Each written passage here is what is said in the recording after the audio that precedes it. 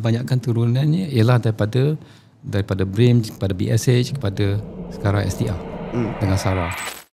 Dalam laporan Household Income Survey 2024, jurang ketidaksamaan pendapatan menurun dengan mendadak daripada 0.404 kepada 0.3904. Okay, what contribute to this? Okay, you tengok kan, pertama you tengok 2014.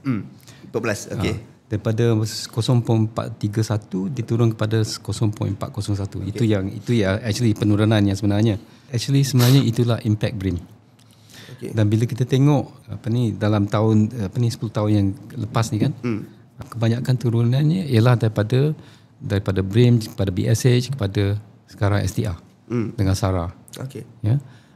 Dan bila kita membuat sasaran yang lebih tepat, itulah impact dia. Ya. Kedua faktor dalam ni ialah seperti yang kita cakap pasal gaji tu kan, gaji masih meningkat.